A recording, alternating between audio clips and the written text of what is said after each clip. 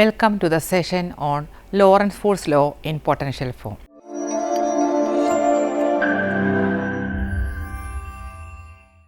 So, in the last session we have seen that we can rewrite electric field and magnetic field in terms of scalar potential and vector potential. Now, we are going to rewrite Lorentz force law in terms of this vector potential and scalar potential. So, the original form of Lorentz force law is F is equal to Q into E plus V cross B.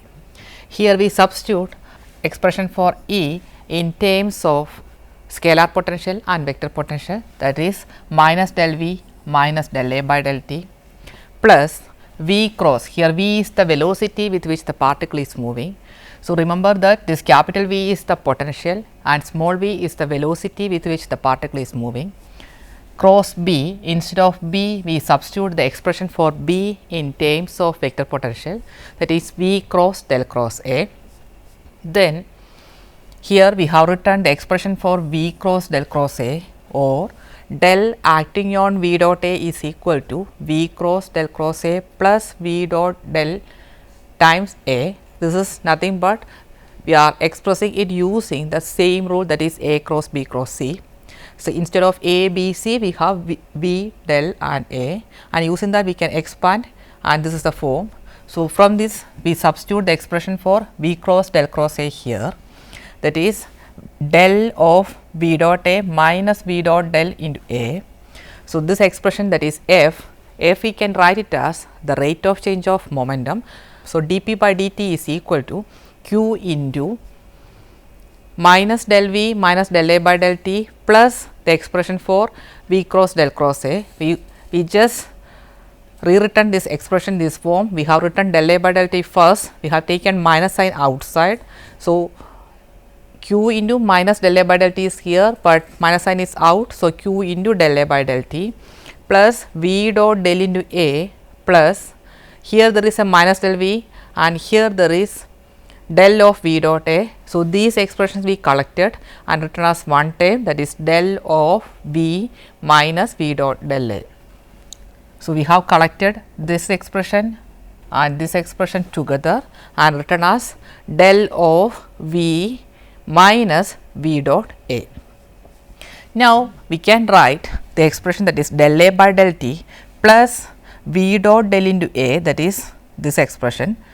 We can collect del A by del T plus V dot del into A as the time rate of change of total derivative of A or rate of change of A. This dA by dt is the total derivative of A. We know that A is a function of position and time for non-steady currents. So, at some point the particle is at the position r and time t, then we can describe the corresponding vector potential associated with the particle at the present moment, that is at r and t is A of r t. Then at some later time, that is after some time dt, the position of the particle is here and it is at a position, that is new position is r plus dr and the time is dt plus t. The velocity which the particle is moving is v. So, we can write dr as v dt, or we can rewrite this r plus dr as r plus v dt, and time at a later time, that is t plus dt. So, here we have a particle that is moving with some velocity v. Initially the particle is at the position r and at the time t. So, we have denoted the corresponding vector potential as the function of position and time, that is A of r t. Then after some time the particle moves to a new point and the new point we denote it as r plus dr and the time is t plus dt. Then we have rewritten dr in terms of v dt. So, r plus dr becomes r plus v dt and time becomes t plus dt. So, here A is a function of r and t, but here A is a function of r plus v dt comma t plus dt.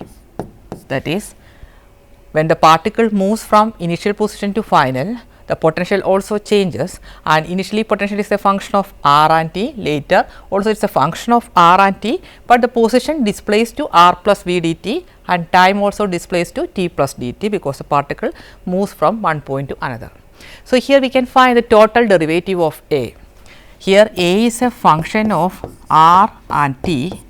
We know that r is a position vector, that is given by xi plus yj plus zk.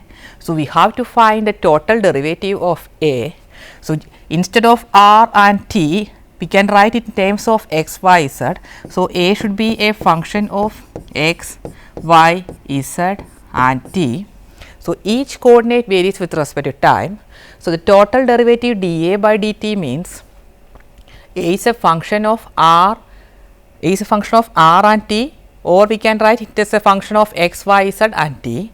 So, total derivative of A with respect to t means we have to differentiate it with respect to partial, that is del A by del x, because A initially depends on x and x varies with respect to time. So, del A by del x into del x by del t, and del x by del t is the velocity in the x direction, that is the reason why this is denoted by Bx, plus del A by del y into del y by del t. Instead of del y by del t we have written Vy plus del A by del z into del z by del t, that is Vz, plus the change with respect to time alone, that is del A by del t. We have gone for partial differentiation because A is a function of many variables, that is r and t or x, y, z and t. So, we got the total derivative of A at total derivative of A, that is del A by del x into Vx plus del A by del y into Vy plus del A by del z into Vz plus del A by del t. Now, we can rewrite these terms in terms of dot product, because del A by del x Vx plus del A by del y Vy plus del A by del z Vz, we can write it as I del A by del x plus j del A by del y plus k del A by del z dot Vxi plus Vyj plus Vzk. So, we know that dot product contributes only for same kind of quantities, because A dot B is defined as AB cos theta. So, if the angle is 0, then only we will get non-zero answer. So, we will get non-zero answers only for I dot I, j dot j and k dot k. So, we will get I into del A by del x dot Vxi means del A by del x times Vx plus j del A by del y dot Vyj means del A by del y times Vy, that is second term. K del A by del z dot Vzk means del A by del z Vz, and this is nothing but the gradient acts on A, that is del acting on A, because I del by del x plus j del by del y plus k del by del z is del.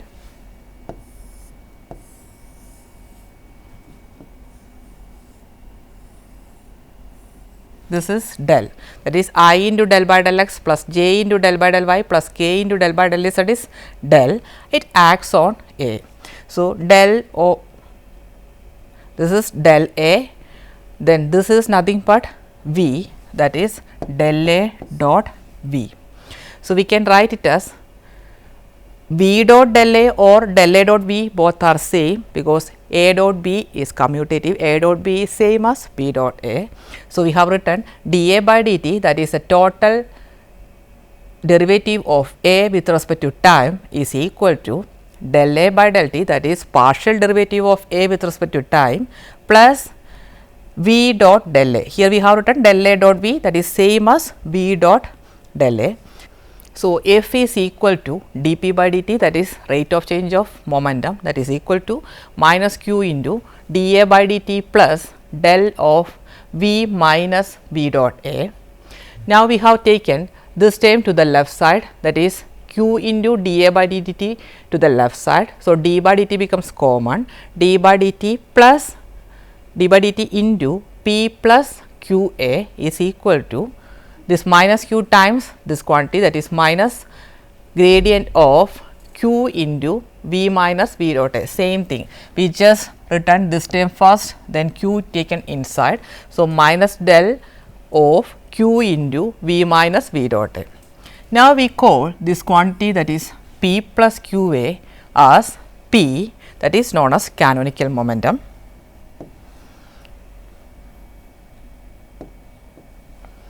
Then this quantity, that is q into v minus v dot A, that is called as u.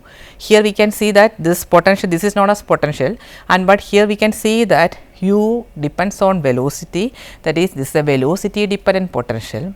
So, we have rewritten the Lorentz force law as dp by dt is equal to minus gradient of velocity dependent potential, where u is q into v minus v dot A. Here v is the potential and this v is the velocity with which the particle is moving, and this p is equal to p plus q A, that is known as canonical momentum. So, this is the rewritten form of Lorentz force law in terms of canonical momentum and velocity dependent potential. Next, we are going to discuss the motion of charged particle in electric and magnetic field. So, here we have an electric field is acting in the z direction and magnetic field is acting in the x direction, and we have a charged particle, it is situated at the origin. So, initially the particle is at rest and is situated at the origin. So, of course, what kind of force acts on a charged particle at rest? We know that it is only electric force. So, this electric force acts on the particle which is at rest and is situated at the origin. So, because of this electric force, this charged particle situated at the origin starts moving. So, when it starts moving, it has some velocity. So, whenever there is velocity, we know that magnetic force starts to act. So, initially the particle is at rest. When electric field acts and the particle starts moving in the z direction, it gets some velocity, then the magnetic force acts, because F magnetic is given by q into v cross b. So, initially the particle is at rest and it starts moving in the z direction because of the electric field. So, then magnetic force starts to act and the direction of v cross b. What is the direction of v cross b? This is the direction of v, that is z, and b is acting in x direction. So, v cross b is acting. V cross b means we are turning a screw from z direction to x direction, that means it is advancing in the direction of y. That is, there is a magnetic force which is acting in the y direction.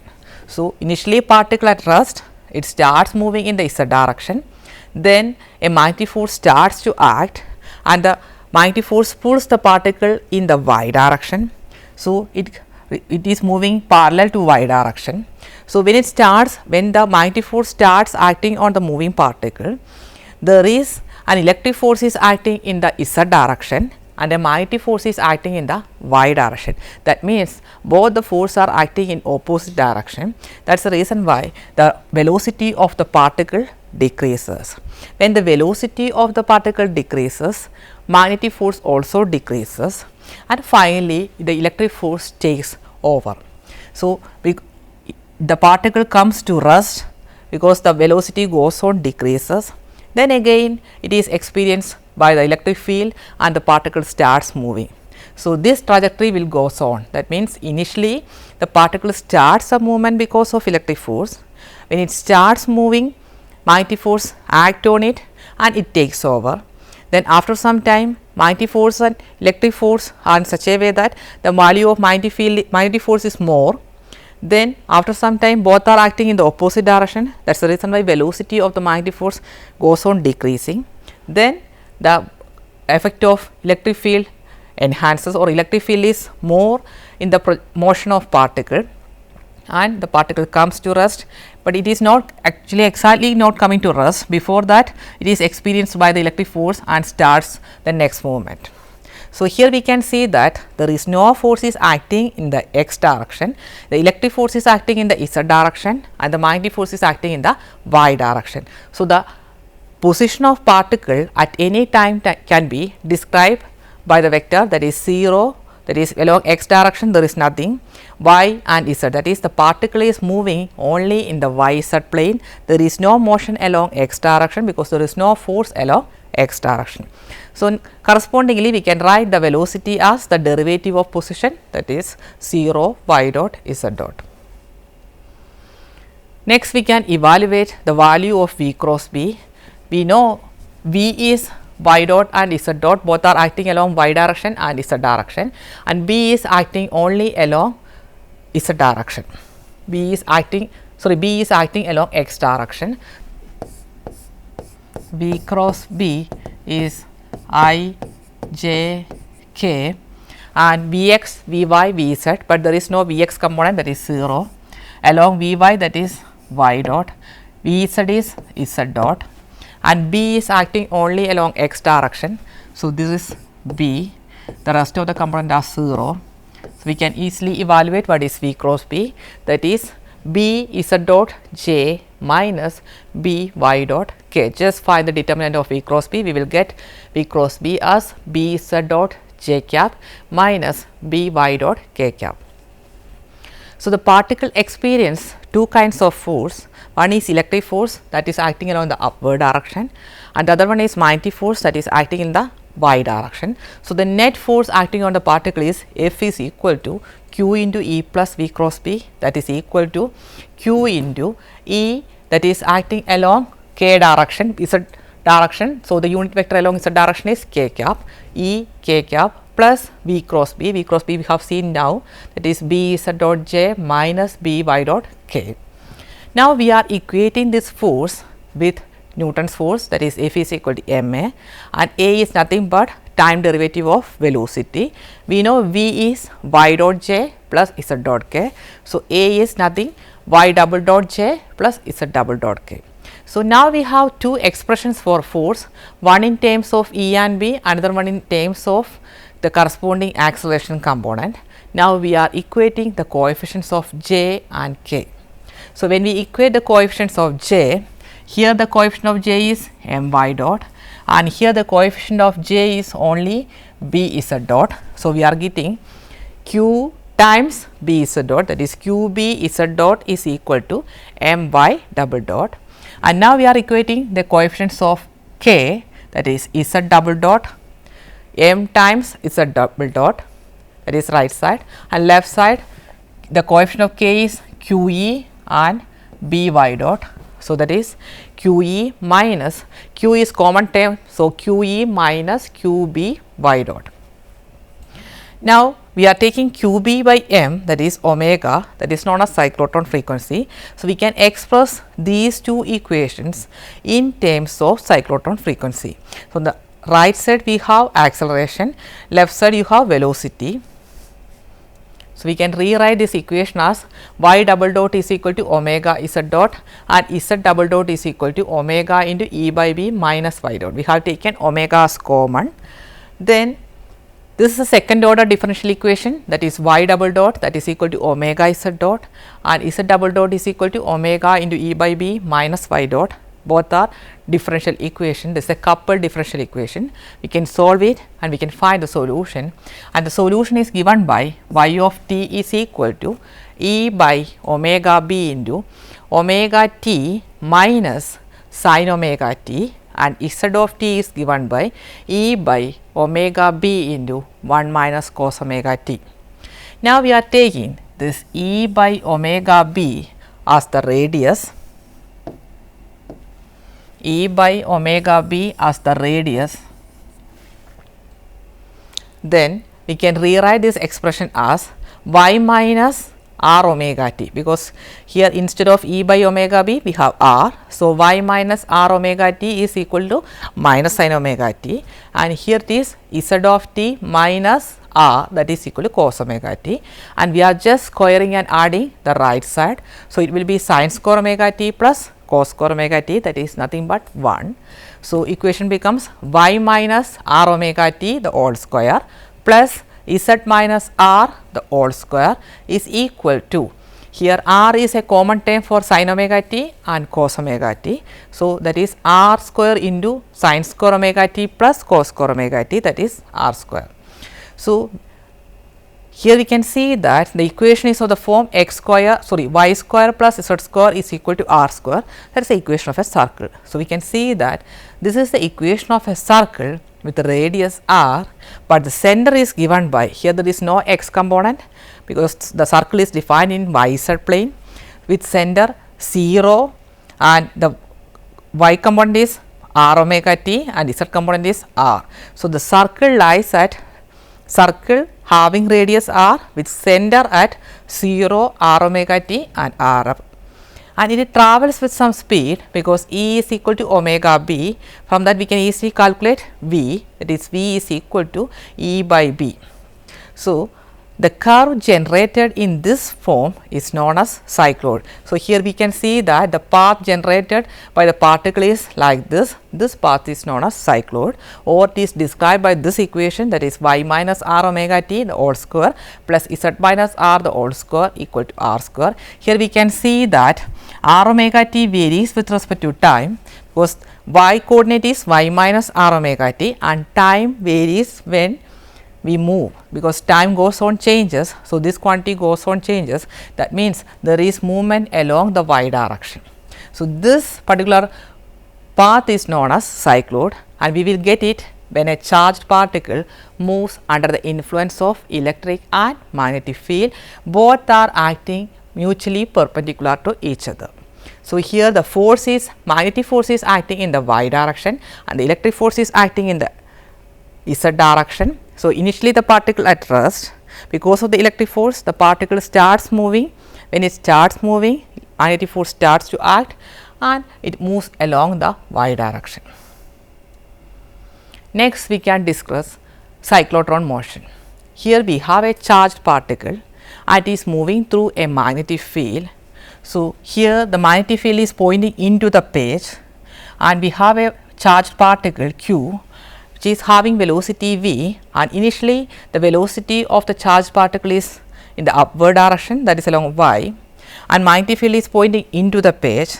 So, of course, the particle is having some initial velocity and there is some magnetic field. So, the particle should experience magnetic force, and in which direction magnetic force should experience, and v is upward and magnetic field is pointing into the page. This is the direction of B and this is the direction of V. So, V cross B, V is, so this is not the diagram, this is V and B is pointing into the page. So, V cross B, that means it is pointing inward. So, that is the reason why here the direction of force is shown in this towards this direction, that is x, because V is in this direction and B is acting into the page. So, V cross B, if we turn a screw from V to B, it should move in this, it should advance towards this direction, that is the direction of force. So, V cross B is acting in towards the center.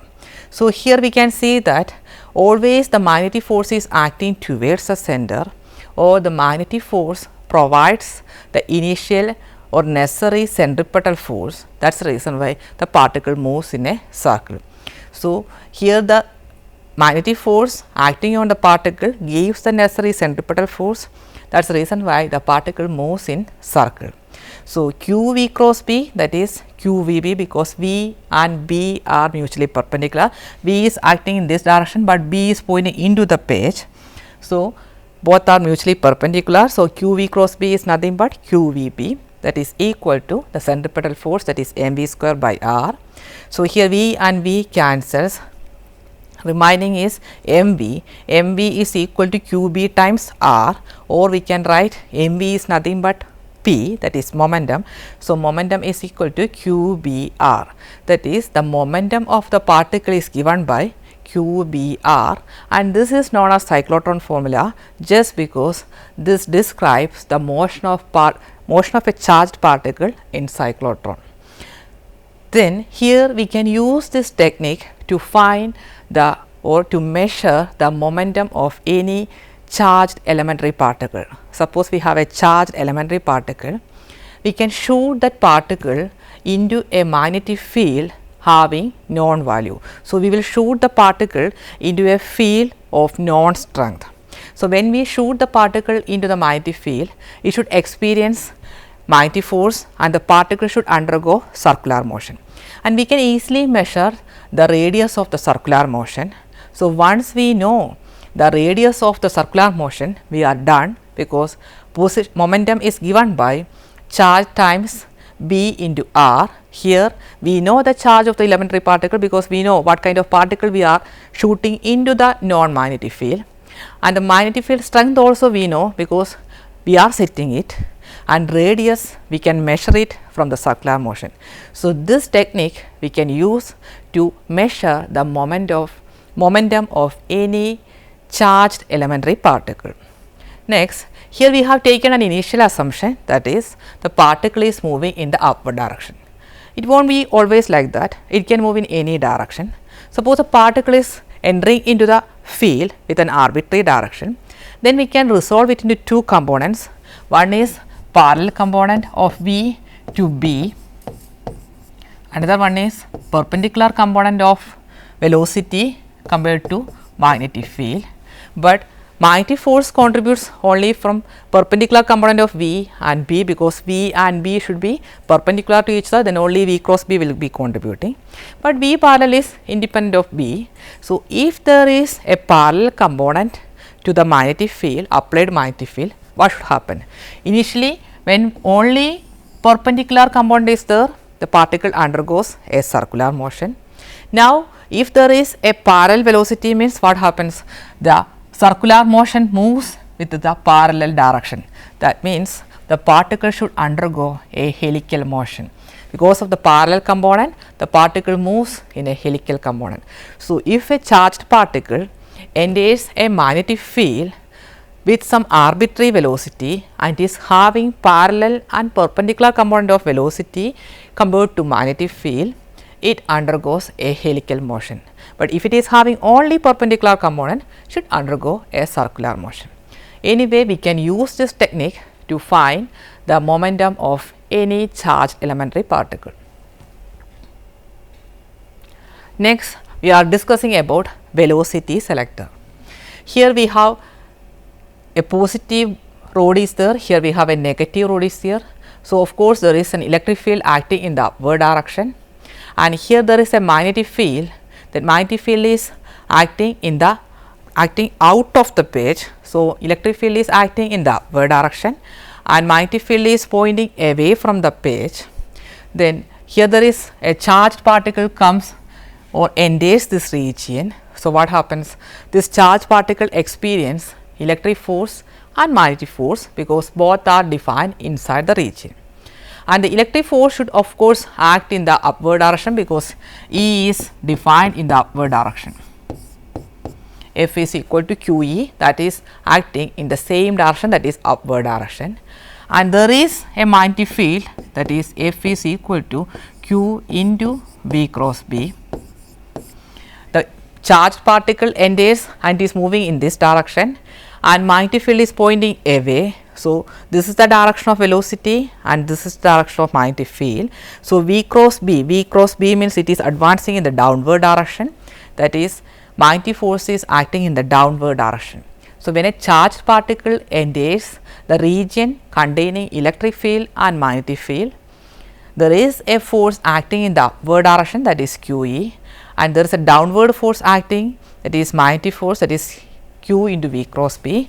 So, whenever these two forces are equal, that is F is equal to QE is equal to QV cross B, that means electric force and magnetic force balance each other.